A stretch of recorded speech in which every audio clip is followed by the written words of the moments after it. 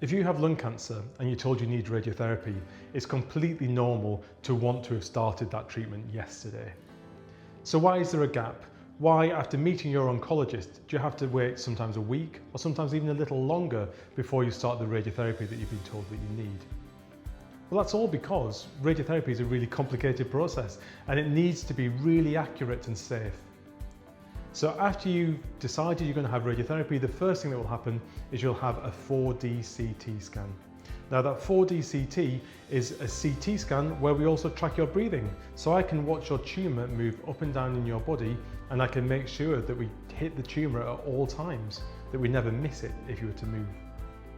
That takes a bit of time. So after you've had your CT, your oncologist will spend a long time with your CT, drawing around the tumour, making sure that they're capturing it all the way through the breathing cycle, and also looking at the normal parts of you, particularly things like your esophagus, your heart, and your normal parts of your lungs and your spinal cord.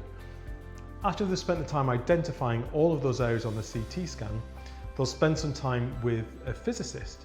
And between the physicist and your oncologist, there's a bit of back and forth. After the oncologist has finished their part, they will then work with a physicist to produce the perfect beam arrangement to always target your tumour and to avoid the normal parts of you as much as possible. Now that's a back and forth conversation between your oncologist and the physicist. So it might be that the physicist will show a provisional plan and your oncologist will say, oh, I like this part, but can we reduce the dose to this part of the body? Or could you think we can squeeze a bit more radiation into the tumour here? And that can take a little bit of time to get that right. Now, once your oncologist and the physics team have produced the perfect plan for you, it needs to be tested. Because when you come for your first fraction of radiotherapy, you want it to go as smoothly as possible. You just want to go in, lie on the couch and have the machine move around you without ever touching you, without getting close to you, and delivering the treatment in a seamless way. So all of that happens behind the scenes before you arrive for that first treatment.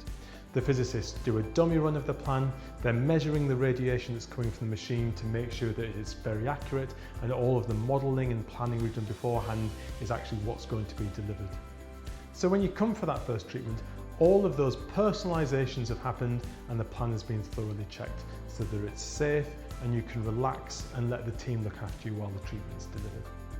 Now that gap from completing your consent form with your oncologist and starting treatment can provoke anxiety. Now for some people they'll be having chemotherapy alongside their radiotherapy, and that means that we can give that chemotherapy while we're doing this planning process, and that can put some of that anxiety to ease.